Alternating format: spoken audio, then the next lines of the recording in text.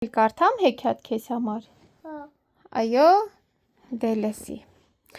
Մի պարկ խնձոր։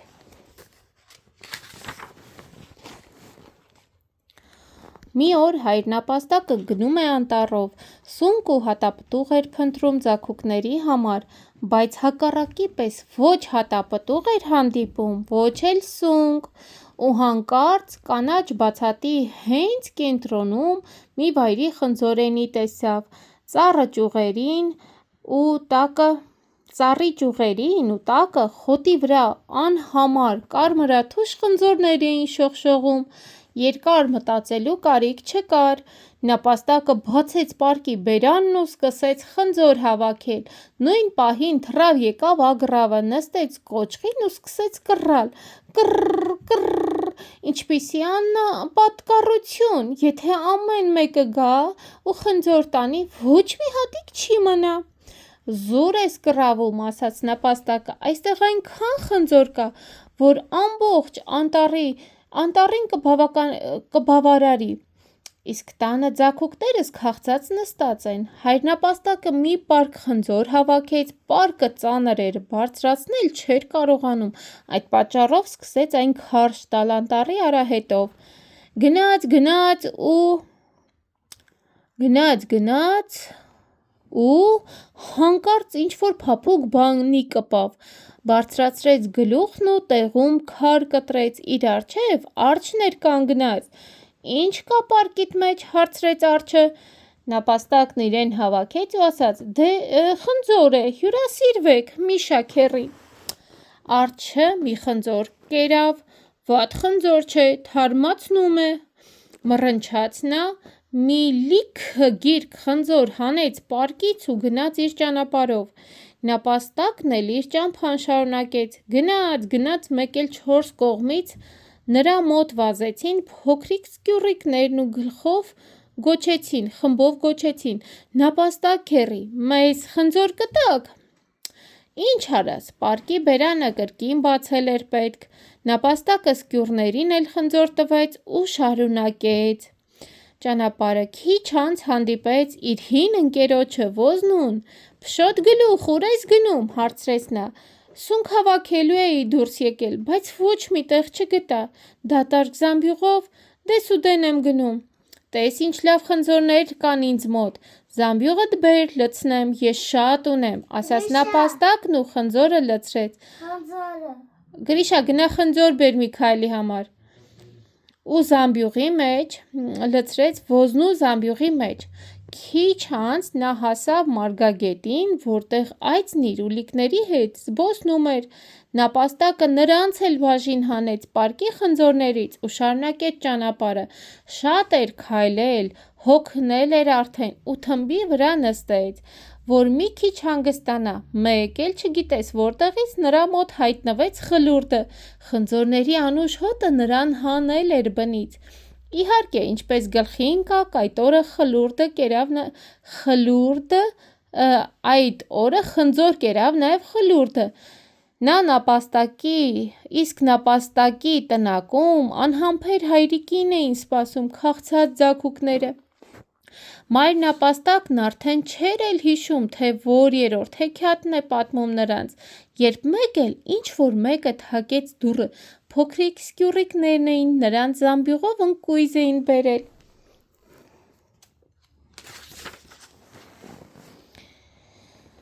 Սա ձեզ համար մայրիկն է ուղարկել, ճղճղացին սկյուռիկներն ու ցատկոտելով գնացին։ Մայրնապաստակի աչքերը զարմանքից կլորացան։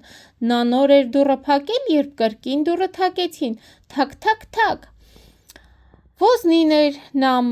մեծ զամբյուղ սունկ էր բերել։ Տանտերն ուր է, հարցրեց նա։ Դեռ չի վերադարձել, պատասխանեց մայրնապաստակը։ Դե լավ, շուտով կգա երևի, բայց ես նրան չեմ սպասի, իսկ սա ձեզ։ Եվ Ոզնին սնկով լի զամբյուղը դրեց ու գնաց։ Հրաշք է, զարմացավ մայրնապաստակը, բայց պարզվեց, որ սա դեռ վերջին անակնկալը չէր։ Այծն ուլիկների հետ կաղամբ ու մի Սափոր կաթ ուղարկեց, քիչ անց հատակի ճեղքից հայտնվեց Խլուրդի գլուխը։ Սա նապաստակի տունն է, հարցրեց Խլուրդը։ Այո, մենք այստեղ ենք ապրում, կմկմաց մայր նապաստակը։ Լավ է, ուրախացավ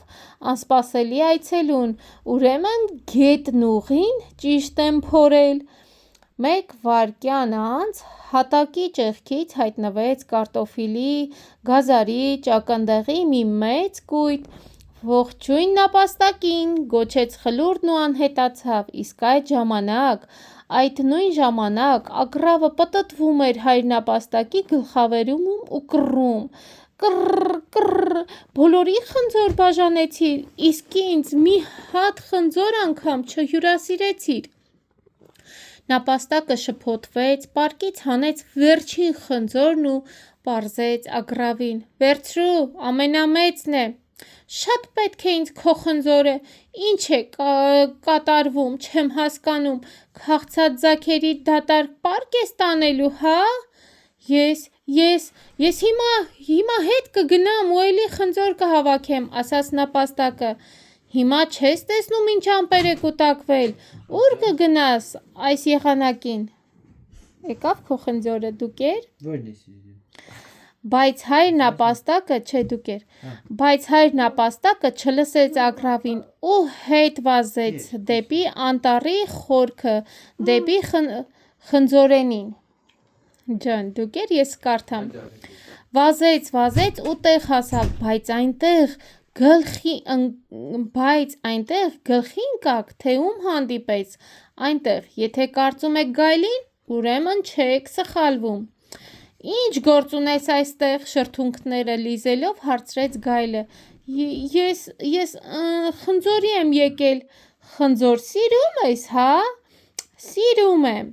Իսկ ես շատ եմ սիրում նապաստակներին, մռնչաց գայլն ու հարձակվեց նապաստակի վրա։